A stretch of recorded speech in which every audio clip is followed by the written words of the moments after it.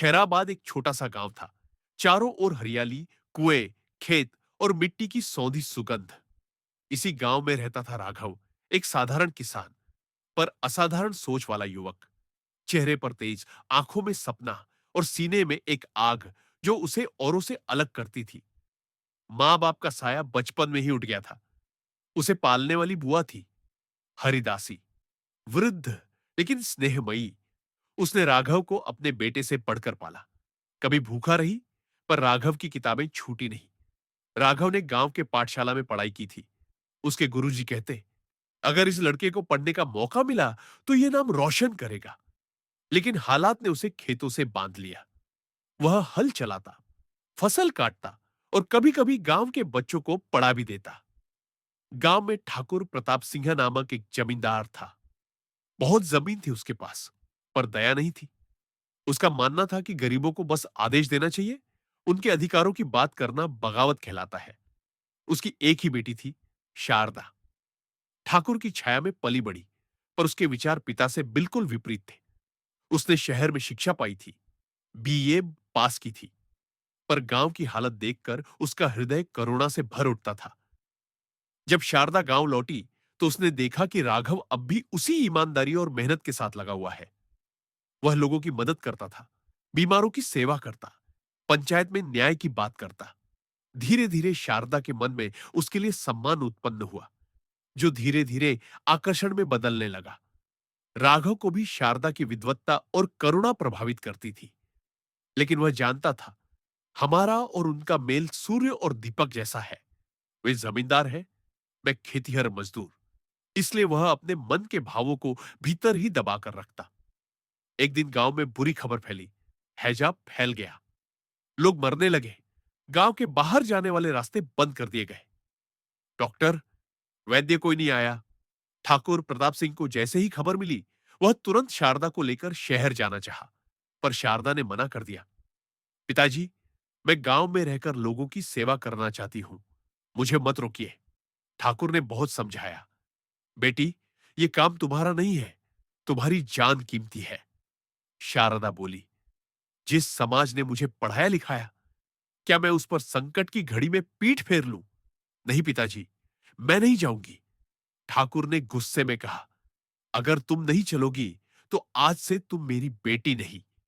शारदा ने आंसू रोकते हुए उत्तर दिया, तो आज से मैं गांव की बेटी हूं। ठाकुर उसे वहीं छोड़कर चला गया। शारदा ने स्कूल के पुराने भवन को एक अस्थायी औषधालय में बदला। गांव की महिलाओं को इकट्ठा किया और उनसे कहा, हम सब मिलकर गांव को बचाएंगे। उधर राघव भी दवा, सफाई और सेवा में जुटा हुआ था। जब उसे पता चला कि शारदा ने सेवा का बीड़ा उठाया है, तो उसका हृदय गदगद हो गया। अब दोनों दिन रात साथ काम करते, बुखार, उल्टी, दस्त से पीड़ित मरीजों को संभालते, पानी उबालते, चूना छिड़कते और झोपड़ियों में जाते। राघव का व्यवहार और त्याग देखकर शारदा का मन उसके प्रति और भी झुक गया। उसने महसूस किया, यह केवल सेवा नहीं, जीवन की सबसे बड़ी साधना है। एक रात शारदा थकी थकी सी दिखी।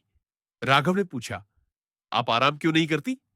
शारदा मुस्कुराकर बोली, राघव, जब तक गांव का हर बच्चा सुरक्षित नहीं होता, मुझे चैन नहीं आएगा।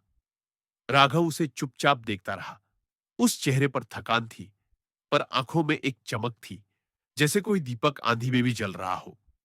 कुछ ही दिन बाद शारदा को तेज बुखार हुआ। राघव घबरा गया। उसने डॉक्टर को बुलाने की बहुत कोशिश की, पर कोई तैयार नहीं हुआ। गांव के वैद्य ने देखा और कहा, बहुत चिंता की बात है, शरीर जवाब दे रहा है। राघव ने रात दिन शारदा की सेवा की। बुआ ने देखा तो आंखें नम हो गई। बेटा, ये तो तुम्हारे मन की देवी है, क्या इसे खोने देगा?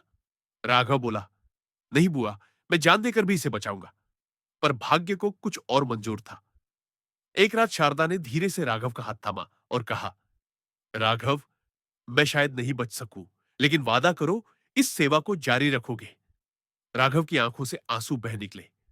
ऐसा मत कहिए, आप ठीक हो जाएंगी। शारदा धीमे स्वर में बोली, यह मेरी आहुति है, इसे व्यर्थ मत जाने देना। और फिर उसकी आंखें बंद हो गईं। वह सदा के लिए सो गई। गांव में मातम छा गया। लोग कहने लगे, एक देवता स्वरूप बेटी थी जो हमारे लिए प्राण दे गई।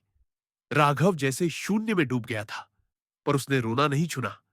उसने सेवा का व्रत लिया। उसने गांव के बाहर एक भूमि पर अस्पताल की नींव रखी। नाम रखा शारदा सेवा सदन।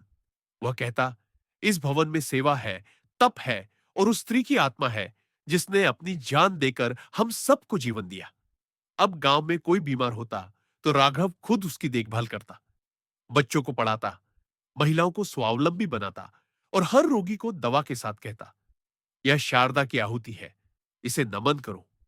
यह कहानी हमें सिखाती है कि सच्चा प्रेम सेवा में होता है और त्याग ही जीवन का सबसे बड़ा सौंदर्य है।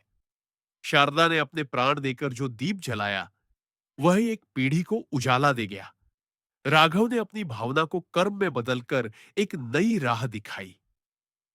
यही थी आहुति।